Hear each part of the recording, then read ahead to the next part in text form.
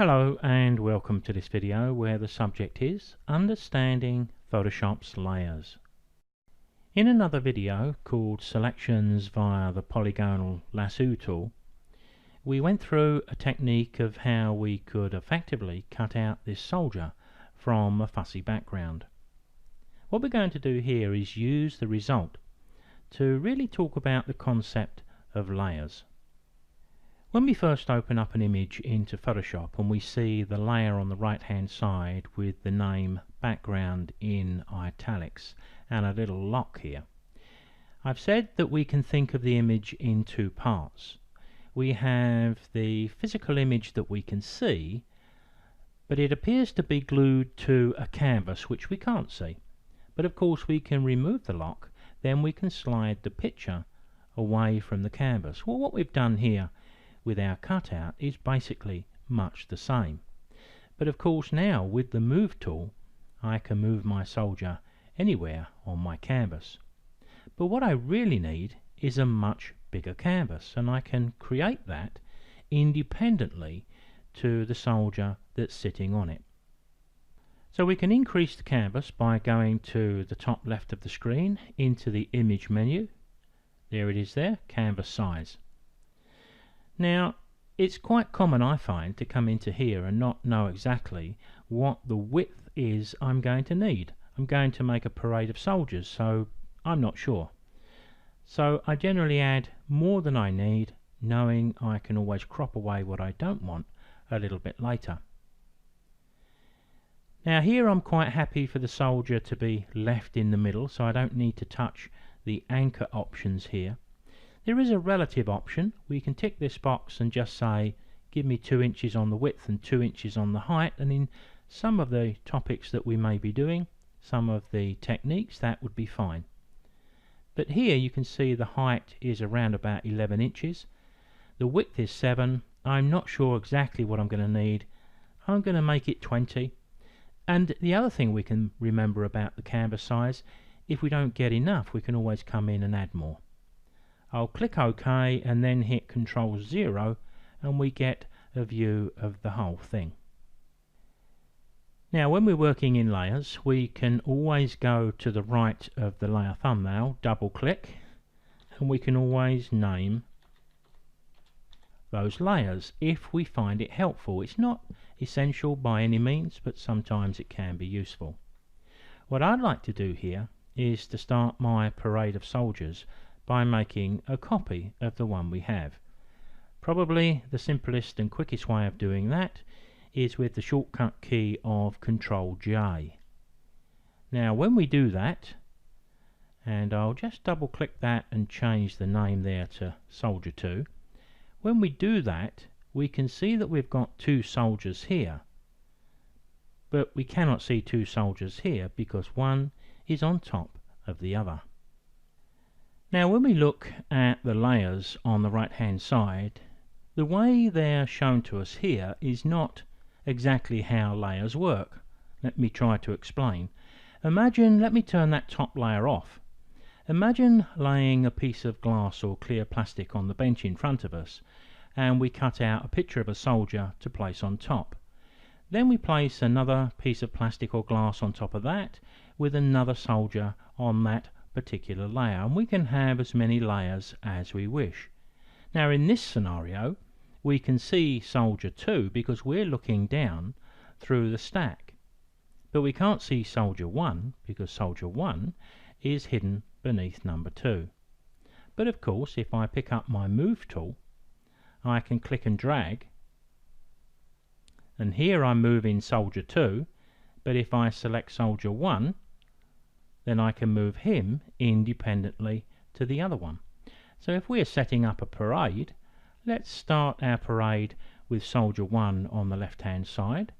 Let's select soldier 2 from the layers on the right, and we'll click and drag him, and we'll start our parade something like that. And those pink lines you can see jumping up there, that is our smart guides, and what that's doing is helping us to keep both of those soldiers nicely lined up with one another. Very, very useful.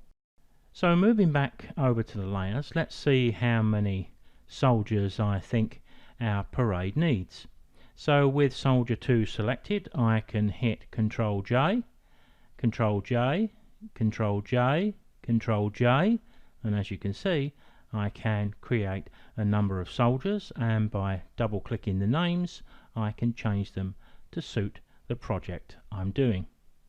Now, as you can see by the spinning round of the screen, I've adjusted the names of those copied layers just to keep things orderly in the layers on the right. What I'd like to do next is to select soldier 3, and I'm going to move soldier 3 to the right to provide the third in our row of soldiers. But if you can keep your eye on this panel here, when I click to pick up the soldier, you'll see the selection jumps to soldier 6. Now that can be quite confusing at times, and it's a setting that I wish to turn off. When I've got the Move tool selected from the toolbox, there it is at the top left of the screen. It says Auto Select.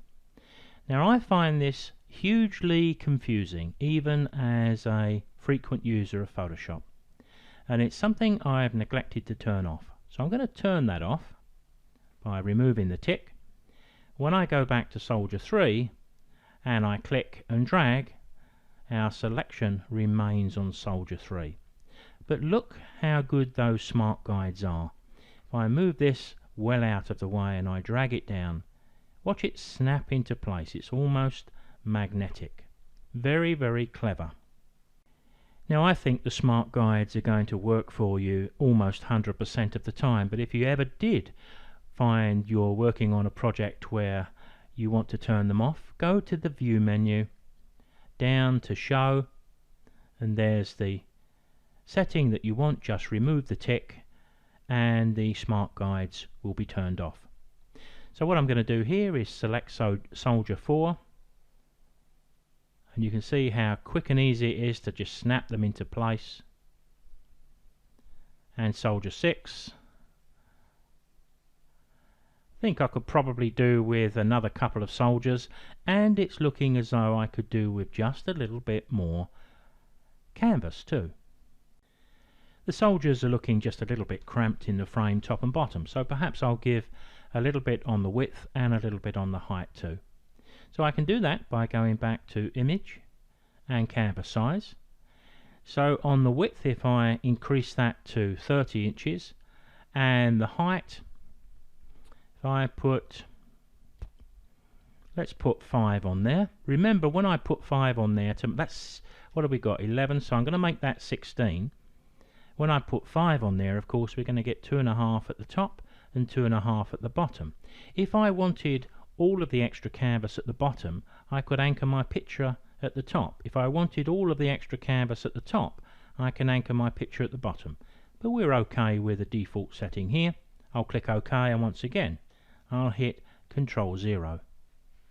So I'm going to go ahead with soldier 6 selected and hit Control J, Control J, Control J. I've made a few more, probably one too many, but I'm going to just rename them, and I'm going to position them alongside the rest of the soldiers in exactly the same way as we've just demonstrated. So there's my parade of 8. Let's just show you one or two things we can do with layers. I've got soldier 9 selected at the top of the layered stack.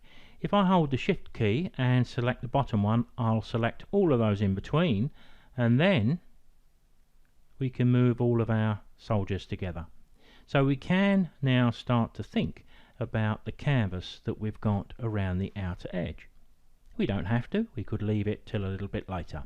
But what I'm going to do, I think, is to just crop it back now to the size I think relative to the image I'm making.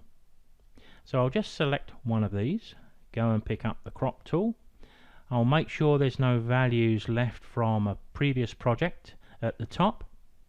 So I want to bring in the sides a little bit. Don't want my soldiers too cramped.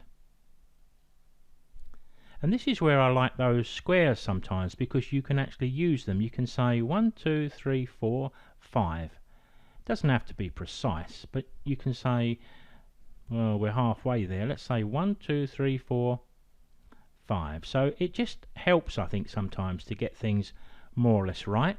I'll bring this up a little bit so we've got a bit of space at the bottom and maybe just a tiny bit extra at the top, and I'll hit the tick on the options bar, Control 0 to fit the image on screen. And of course, one thing I've not said but I should have done, we should be saving our work regularly, of course, as a Photoshop file. Now remember, we're looking down through this stack. It's as though we've laid every one of these flat, one on top of the other, on the bench in front of us. So if I pick up soldier 1 and I use my move tool, if I click and drag the soldier to the right, of course he's going to march behind all of the other soldiers because soldier 1 is at the bottom of the stack. We're looking down from the top. If I were to pick up soldier 9 and I do the same thing, of course, he's going to parade in front of everybody because he's at the top of the stack. Now we can change the stacking order at any time, and in some projects we may need to do that quite a bit. And of course, if I was to pick up a soldier somewhere midway in the group, soldier 5 for example, if I move soldier 5, then he'll march in front of all of those that he's sitting on top of, so soldier 4, 3, 2 and 1, but of course behind all the others because they're all on top of him. And there's that smart guides helping me to snap the soldier back in place. So let's look at the power of layers a little more and think about creating a parade ground that's going to set off the soldiers nicely. To do that, I'm going to create a new blank layer. Whenever we create a new blank layer, the layer will always be created over the top of whatever layer is selected in the layered stack. It doesn't really matter because we can drag the stacking order at any stage, but when I click to create a new blank layer here, you can see exactly where it's created, just above soldier 5, which I selected a few moments ago. So this is going to be our, I won't call it background because I don't want to confuse it with a locked background. We'll just call this our base for want of a better description, and I'll click and drag this down to the bottom of the stack, because if I'm going to create a background for my picture, it needs to be at the bottom because all the rest of the soldiers are sitting on top. Now looking across to the color picker on the left hand side of the screen at the bottom of the toolbox, there's quite a dark blue left from a previous video I recorded. I'm going to see how that looks by flooding the background with Alt backspace. Now that doesn't look too bad, but I think I would like it to be just a little bit lighter, but not quite as light as we can see here. So I think I'll just click the panel. I'll just bring this up and across a little bit. There you can see the difference between the two. And I'll Alt backspace again. That looks more or less what I was thinking of. But what I'd also like to do is to put a bit of a gradient at the bottom and the top, because I think it's going to hold the whole thing together. But the beauty of working in layers is we do not have to commit editing changes to the background base, because it doesn't leave us with the flexibility to be able to change them, and that's what we want, and that's what layers gives us. So what I'm going to do is create two more blank layers. This time they'll be created, I'll do two at the one time. They're going to be created over our base, because on this one I want to make a graduation at the bottom of the background, and this one I want to make a graduation at the top. And the reason I put them on separate layers is because once I've got the gradient made, I've got the ability to reduce the opacity just to get the feel that I'm looking for. Now I want to create the gradients from black to transparent.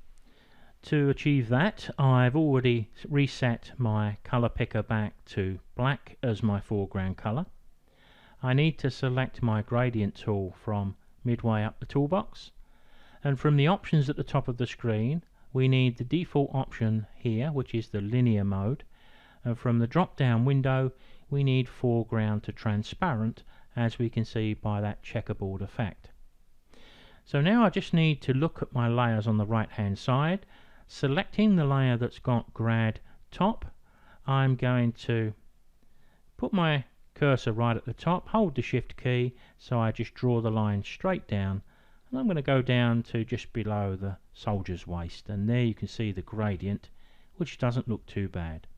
Now I can select gradient bottom, and I'm going to start a little bit further up so I've got a bit more of a solid base. Maybe if I start at the bottom of the drum and move up just above the guy's ankles, there you can see the bottom gradient is a little more solid. Now the reason I've created those two gradients on separate layers is simply because once we look at the image for a while, if we felt that the black down the bottom was a little bit too heavy, it's very easy to adjust using the opacity. I can just drop that bottom layer back to whatever level I want. So if I actually wanted much more delicate gradients, then I can have that with the control of the opacity. Now I think it's more or less what I want. Maybe I'll come down a little bit. The top one appears just about right for my liking, and of course at this stage I'd probably be saving another version.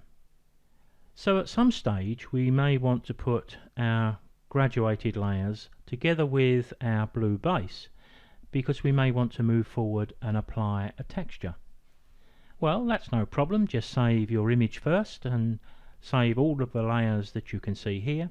Then if we select the bottom three and right click, we can choose to just merge the layers we've selected. It allows us to now edit the background, but not the soldiers, of course. They're still sitting on their own layers.